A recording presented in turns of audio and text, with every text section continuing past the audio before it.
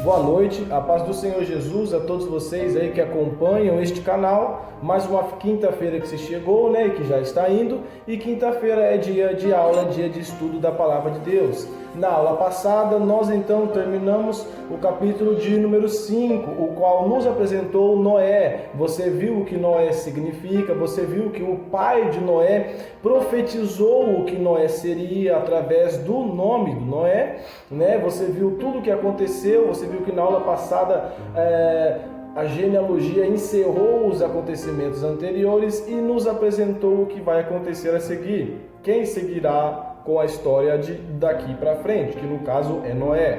A história de Noé está separada em 4 capítulos, tá? Eu estava aqui fazendo a aula e então resolvi separar em 2 aulas. Então nessa aula nós vamos ver 2 capítulos da história de Noé e terça-feira que vem nós vamos encerrar a história de Noé.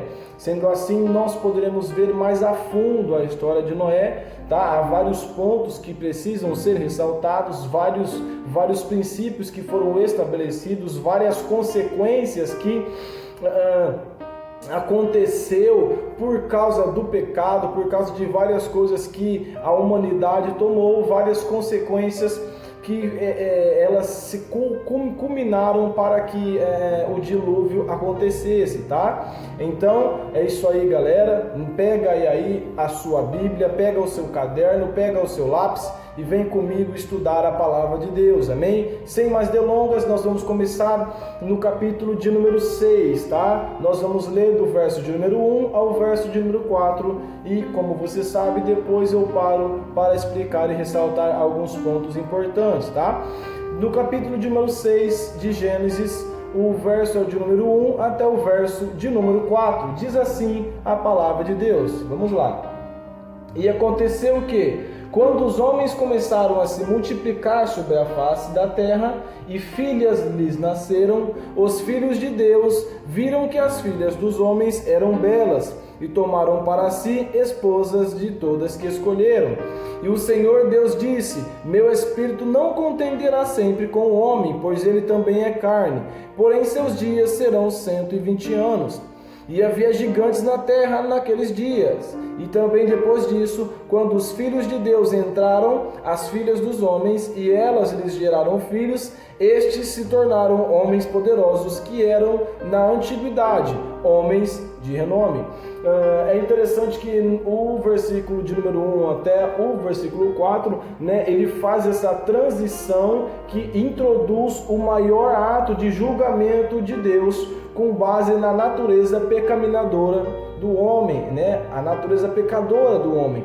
Ele ressalta aqui, né, que os homens fizeram coisas que não eram boas aos seus olhos. Ressalta aqui que a humanidade, a cada dia que se passava, continuava a pecar e esse pecado não diminuía, e então ele libera aqui uma sentença. Ele disse que o espírito dele não ficará sempre com o homem, né? Resumiu também, limitou a vida do homem a 120 anos, disse que o espírito dele não ficaria com o homem. Por quê? Porque o homem é pecado, tá? Então é interessante que nesses versículos iniciais nós vemos toda a introdução do que virá a acontecer. É Deus olhando para a humanidade e vendo que realmente o pecado tinha tomado conta daquele ambiente, tinha tomado conta daquela geração. Tamanha era o cheiro, digamos assim, ruim que chegava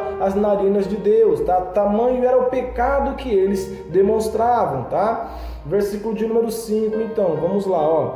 E Deus viu que a maldade do homem era grande na terra, e toda a imaginação dos pensamentos do seu coração era apenas vil continuamente. No versículo de número 5 aqui, ele mostra e ressalta o fato de que Deus é o único que pode examinar o homem, tanto exteriormente quanto interiormente, ou seja, tanto a atitude que ele toma do lado de fora, no mundo, para com o próximo, para com a si mesmo, e também o seu pensamento, e também o seu interior, o desejo do coração. E ele viu que o homem era mau, de tal forma tanto externa quanto internamente. O homem tinha pensamentos ruins, tinha desejos ruins e, consequentemente, as atitudes deles eram ruins. Ele viu que a maldade estava se espalhando na terra, de tal forma que ele pega e fala que a maldade era grande na terra. Então ele viu que essa maldade, que esse pecado se expandiu exponencialmente após a caída do homem, após a queda do homem lá quando Adão comeu o fruto proibido. Mas para frente nós veremos que isso desencadeou uma cadeia de erros, uma cadeia de pecados que foi aumentando até chegar neste ponto, tá? Até chegar a um ponto que não podia mais continuar, digamos assim, que era de certa forma irreversível. Por que irreversível?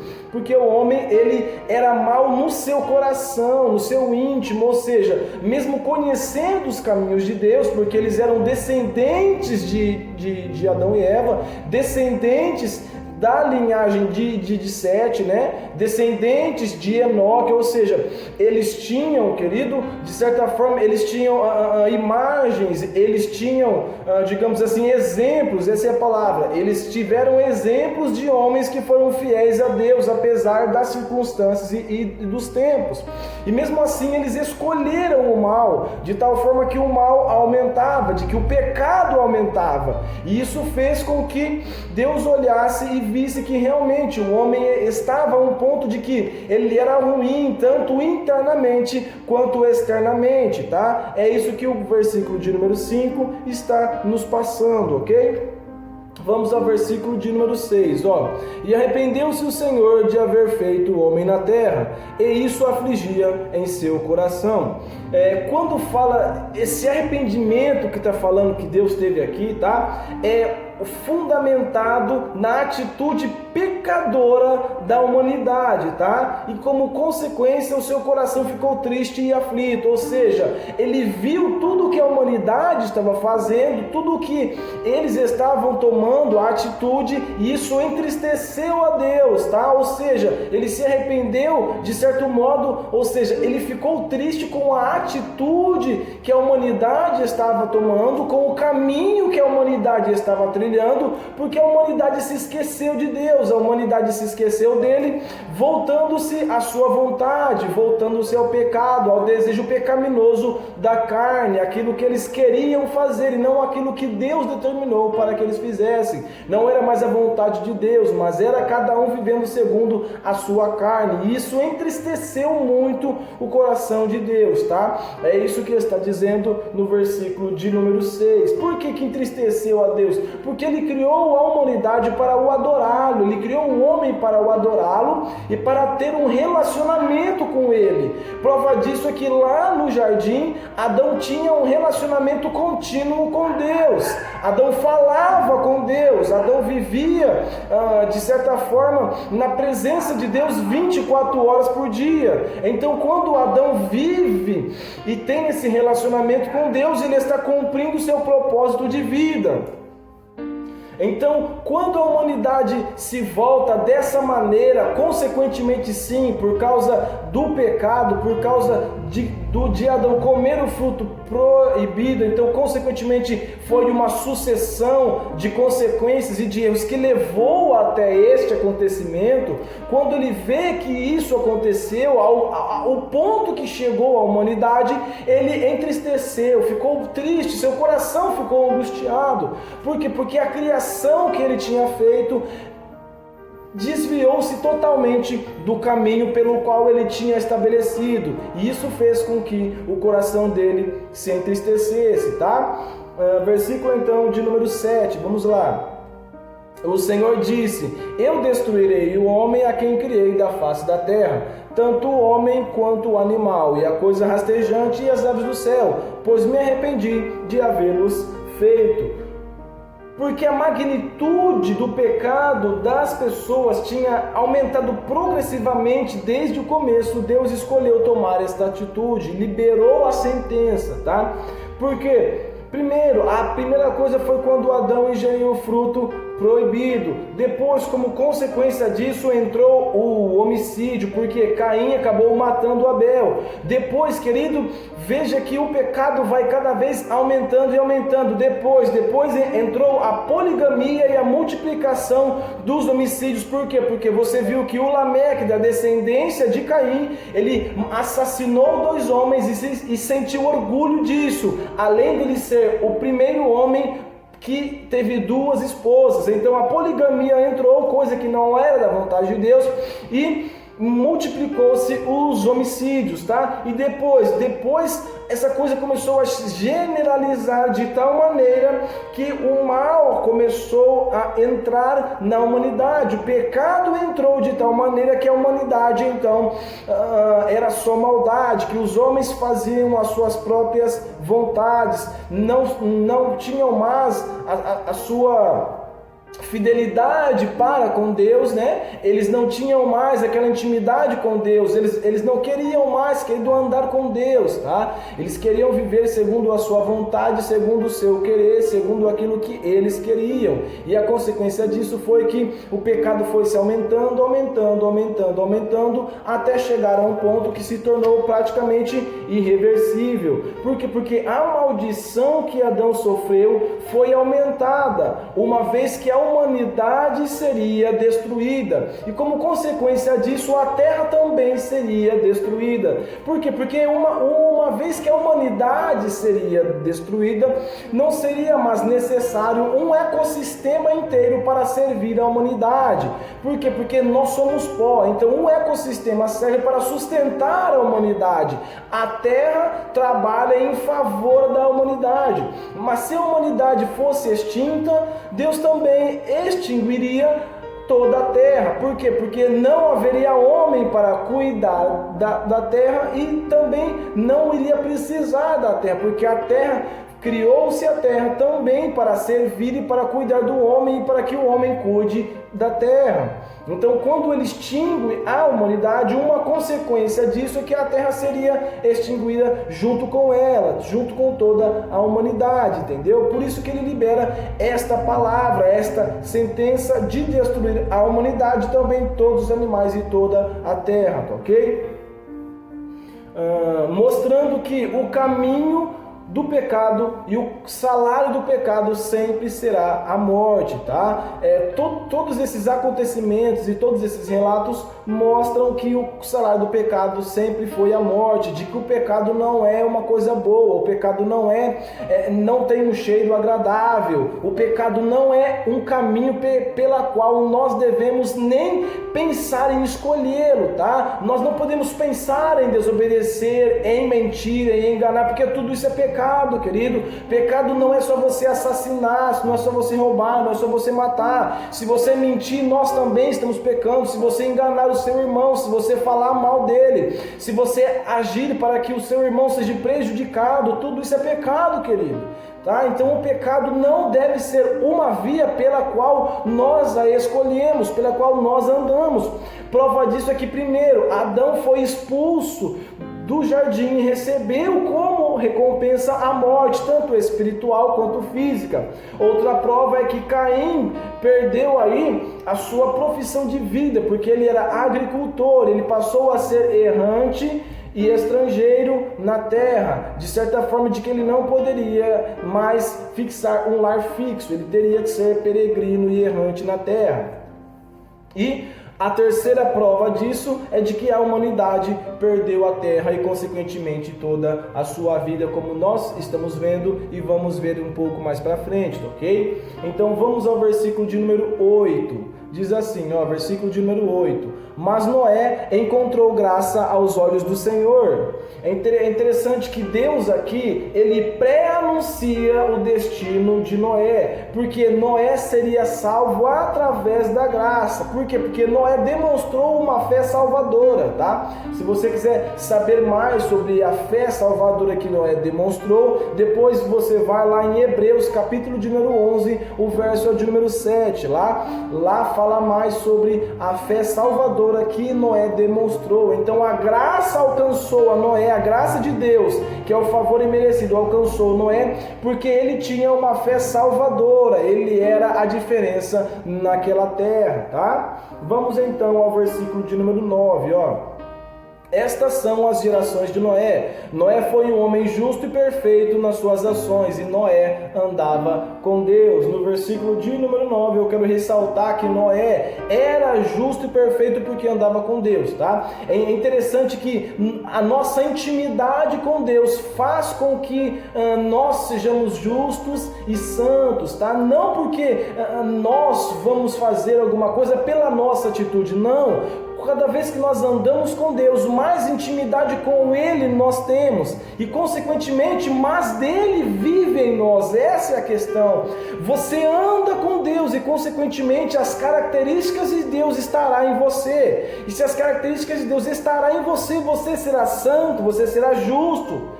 Então, Noé era justo e perfeito porque ele andava com Deus. Então, Deus abençoava Noé. A presença de Deus na vida de Noé era uma presença que transformava a vida dele, de tal forma de que Noé era justo e perfeito por causa da presença de Deus na vida dele.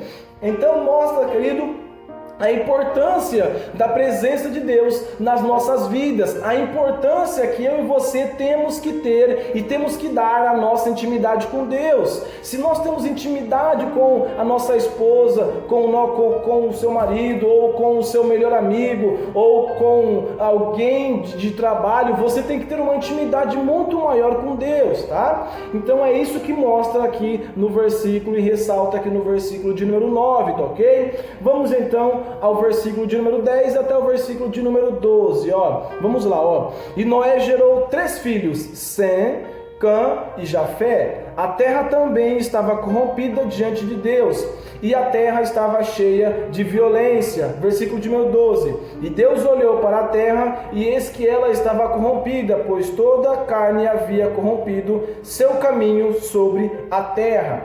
É interessante que nesses versículos mostra que a humanidade arruinou e destruiu a terra. E o pecado nada pode oferecer de bom, uma vez que, por causa do pecado da humanidade, a terra foi destruída e arruinada, a tal ponto que já não era mais possível voltar atrás. Tamanho foi o pecado, tamanho foi a maldade que aquele povo exercia naquele tempo, tá ok?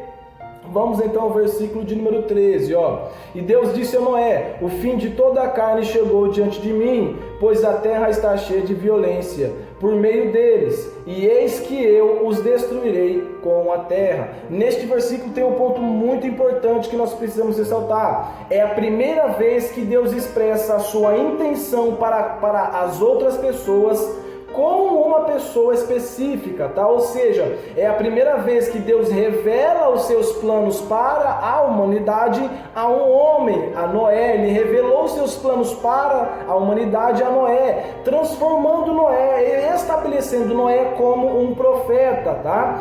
Infelizmente, a destruição da terra se deu por causa do homem, por causa da humanidade, tá? E a terra então foi uma vítima das nossas atitudes, uma vez que a terra nada tinha culpa, até porque nós que tínhamos o governo, a humanidade, o homem que tinha o governo sobre a terra. Então, uma vez que o homem deixou que o pecado o governasse, a terra sofreu a consequência juntamente com o homem, tendo a sua destruição, ok? Versículo de número 14, vamos lá. Faze para ti uma arca de madeira de gofer, farás compartimentos na arca e betumarás por dentro e por fora com betume, tá? Em razão da graça de Deus, tá? Juntamente com o seu relacionamento com Deus, fez com que a família de Noé fosse salva, tá? É interessante que Noé não foi salvo só pelas obras, tá? A graça de Deus alcançou Noé porque Noé andava com Deus e tinha uma fé salvadora, ou seja, ele andava com Deus de tal maneira de que ele confiava única e exclusivamente em Deus, tá? O termo arca aqui é usado aqui e na primeira infância de Moisés, tá? Somente nessas duas passagens é usado o termo arca. Por quê? Porque se refere a uma embarcação usada para preservar a vida de um desastre iminente, tá?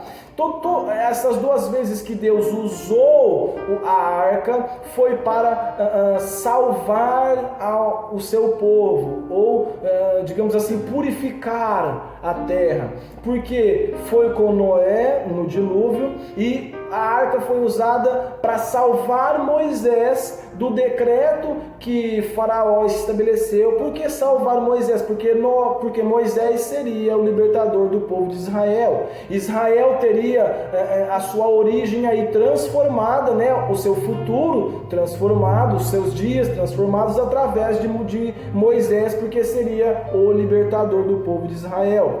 Por isso que é usado apenas nessas duas passagens em toda a Bíblia. É apenas nessas duas passagens que o termo arca é usado, tá ok? Na história de Noé e na primeira infância de Moisés, tá ok? Vamos então ao versículo de número 15, ó. E esta é a forma em que tu a farás. O comprimento da arca será 300 côvados, a sua largura de 50 côvados e a sua altura de 30 côvados, tá?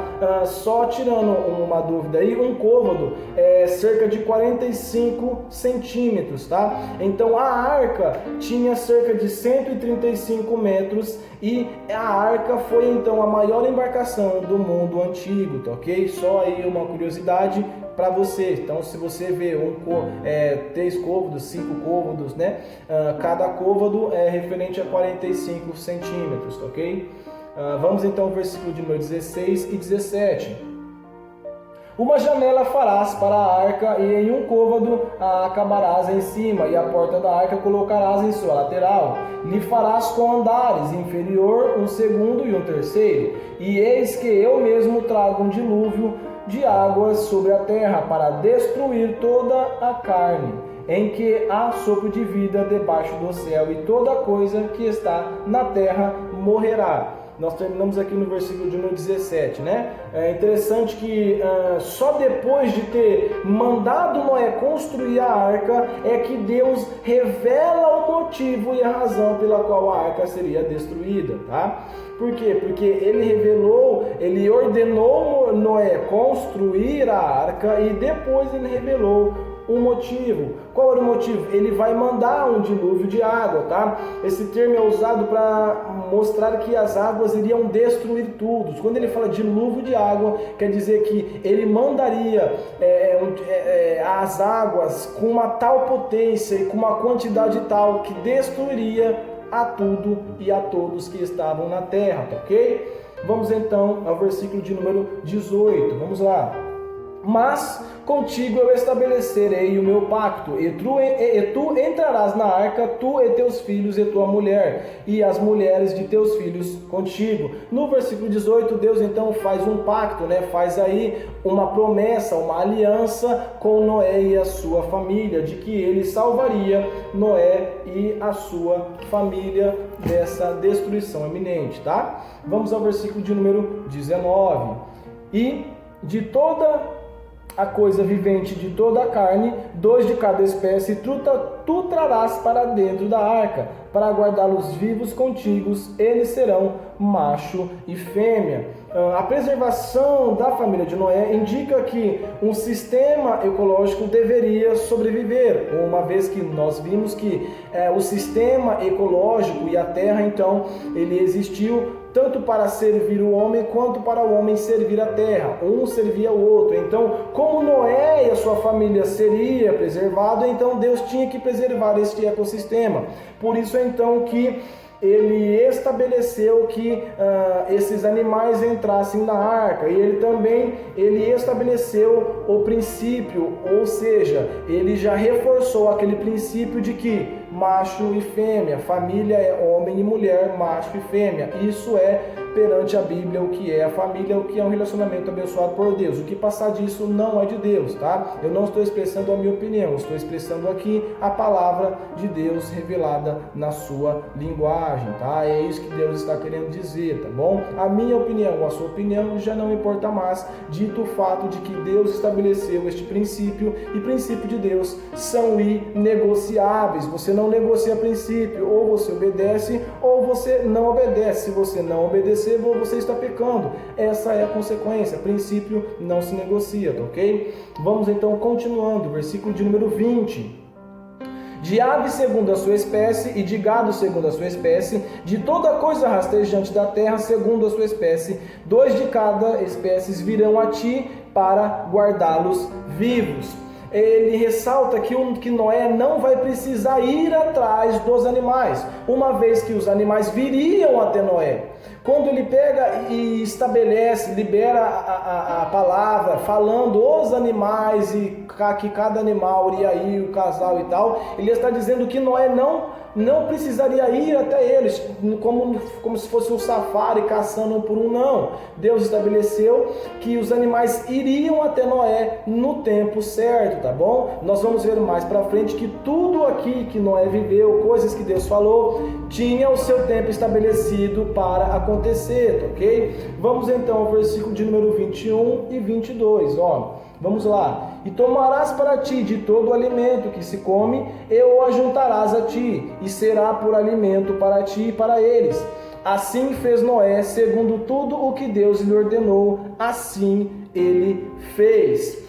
Interessante que no versículo de número 22, desse encerrando o capítulo de número 6, reforça o fato de que Noé obedeceu a Deus e fez tudo o que ele lhe ordenara, tá? Ou seja, mostrando que Noé realmente era a diferença, que Noé realmente caminhava com Deus de tal maneira que ele ouviu a voz de Deus e obedeceu. Interessante que Noé, ele não pediu nenhuma confirmação. Eu preciso fazer um paralelo entre a vida de Noé e a nossa vida.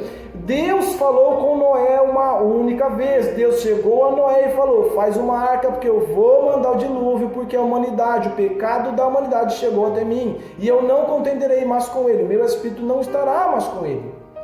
Deus falou com Noé uma única vez, e uma única vez bastou para Noé fazer aquilo que Deus mandou. E é interessante como Deus fala conosco, e nós muitas e muitas vezes não queremos ouvir. Não é que nós não ouvimos, muitas e muitas vezes nós não ouvimos. Só que como Deus fala o que nós precisamos ouvir e não o que nós queremos, nós ignoramos o que Deus está falando. E quando nós ouvimos, nós pedimos 3, 4, 5, 6 confirmações. E ficamos dias, ficamos semanas e até mesmo anos pedindo confirmação de algo que Deus já falou. Querido, nós precisamos ter uma intimidade com Deus para reconhecer quando Ele está falando.